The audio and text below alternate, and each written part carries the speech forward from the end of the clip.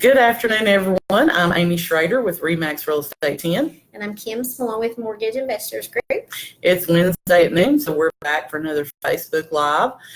Last week, we talked to you a little bit about the projection for an upcoming recession and whether or not that was something you need to be concerned about regarding the housing market.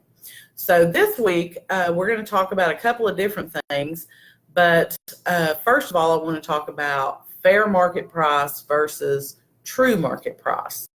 So let me ask you, Kim, because you're not, you do mortgages, but you're not a realtor. So let me ask you, as the average Joe, what do you think is the difference between fair market price and true market price? Well, I'm certain that part of that's going to be, one is going to be like, what is it actually going to appraise for? You know, it's kind of like if I say my house is worth this, but an appraisal is going to be based on what other houses have sold for. So I guess that would be a fair market value, be what other houses have sold for. Yeah, you're kind of on the right track there. So let me tell you a story to get to the definition of that here. So last week I went out and looked at a house for somebody. They called me, said, hey, we're thinking about listing our home. Could you come out and look at it and let me know what you think we could sell for? I said, sure. So I go out, look at the house, do my comparative market analysis, come back to them and say, okay, I think you could list your house for X. And they're like, okay, that's cool. Well, we've got somebody who said that they want to buy our house. So let me know, let me talk to them, tell them what you've said. And if they don't want it, then I'll list it with you. And so I was like, okay, well, let me explain something, because what I have given you is a fair market price, meaning based on what other homes have sold for, I think this is where we could list your house and get movement on it. But true market value is determined by being on the market. And they kind of looked at me funny, like I don't follow what you're saying, kind of like you just did. So to explain that a little better, and especially with houses where we have very little inventory, okay? If I come to you and I say, okay, this is based on comps, I think we should list your house for $175,000. I think that's the best place for us to list it. Okay. So we put it on the market at $175,000. And the first day we're showings. Okay, we get 8 or 10 showings first day or two we're on market. Great problem. Yeah. So what happens is we start getting multiple offers in. Okay. And as an agent, I go back to these others and I say, okay, we're in a multiple offer situation. Please submit your highest and best by X day. Okay. So even though we had the house listed at $175,000, which is a fair market price, because of the demand for that house, the true market price ended up being $185,000, because that's the price that someone is willing to pay for your home to beat out anybody else. Now, sometimes the true market price, you may not end up with a better sale price, but you may end up with better terms in as far as somebody may waive their home inspection. They may be a cash buyer as opposed to a finance buyer. It may be someone doing conventional financing with 20% down and they can pay their own closing costs, as opposed to a first-time buyer that's going to need the seller to pay those closing costs. So that's kind of the difference between a fair market price and a true market price. Appraisers decide value. Tax assessors decide the tax impact of your value. Banks decide value based on what they're willing to lend. Realtors advise on market price position, but the open market has the final word on what your home is truly worth. Okay. Does that make sense? It does. All right. Now, we're going to move on and talk about iBuyers. Okay. Are you familiar with what an iBuyer is? No? Okay.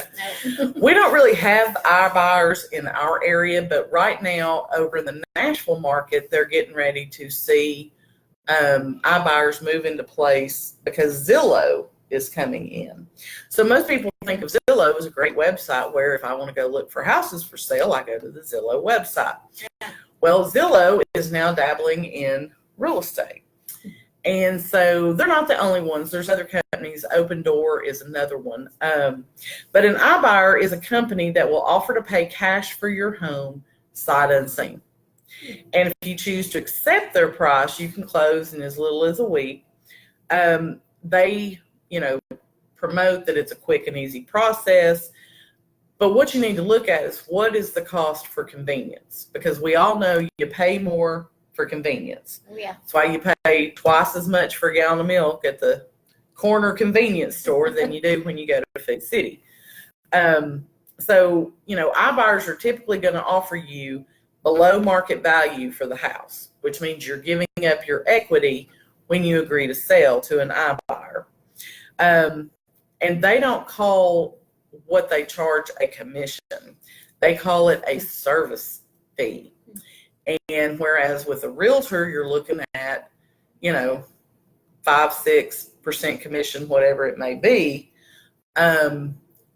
With the iBuyer, their service charge is going to equal 10 to 13% of what they're, agreeing to purchase the home for. So if you're in the Nashville area at all in the past month or upcoming month, if you're going to be over there, you'll probably see roadside signs, programs that say, we'll buy your house today, guaranteed sale. Like I said, Zillow's moving into that market quickly. So, it's my job as a realtor to educate the public and let them know, what are you giving up when you buy or when you actually sell to an iBuyer. So what they're doing is not illegal or unethical. They are just buying your home at a discount. And a lot of people think, okay, well, I'd love to get my home sold without having to actually put it on the market and go through all that. It might be worth a few $1,000s. Well, we're not just talking about a few $1,000s. I'm going to go over a scenario with you, and you're going to be surprised at how much in the long run it's going to end up costing you. But let's say the fair market value of your home is $250,000. So we're going to list your house at $250,000. They would probably offer you around $225,000. Okay, that would be their wholesale price. And then what they're going to do basically is turn around, put it back on the market at a retail price and sell it. And they're going to get your equity that you gave up, by selling it to them.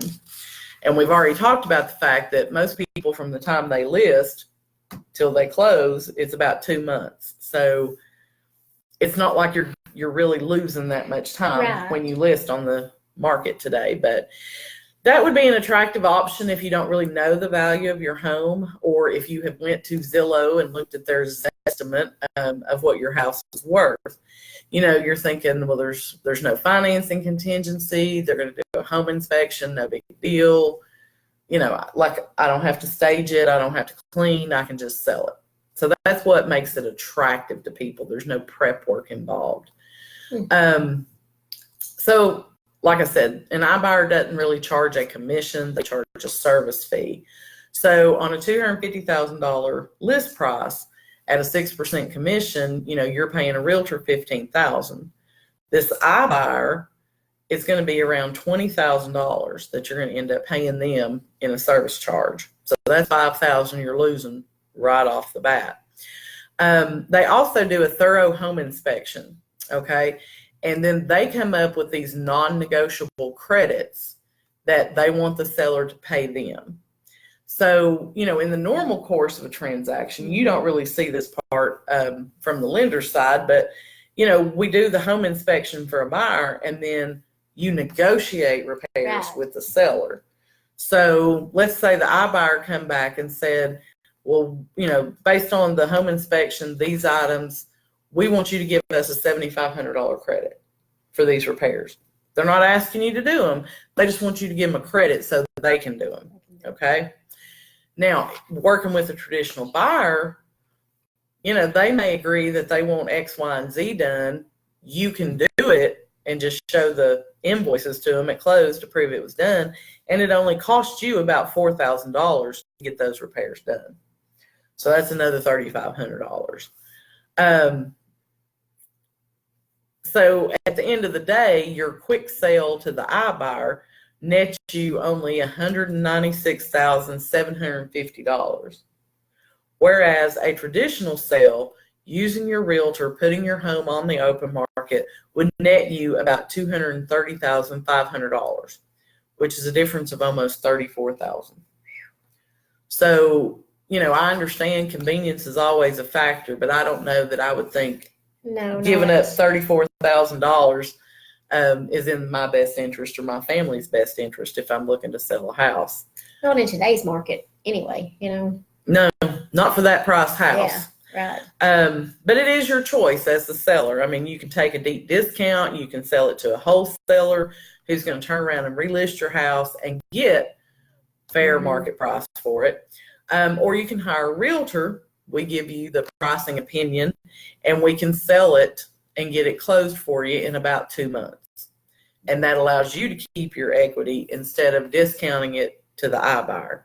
It's up to you as the seller, but you need to be educated about what it is that you're doing and how that process works. So hopefully you found this informative and got some value out of it. Again, we are looking for people that, to be our hometown heroes that we can recognize. We got a couple of names in over the past week, so we are going to be reaching out to those people and try to set up a time to sit down and talk with them. But we do appreciate you watching, and next week we will be back with a mortgage and market update for you. Hope everyone has a great Labor Day weekend, and we will talk to you soon. Thank you. Thank you.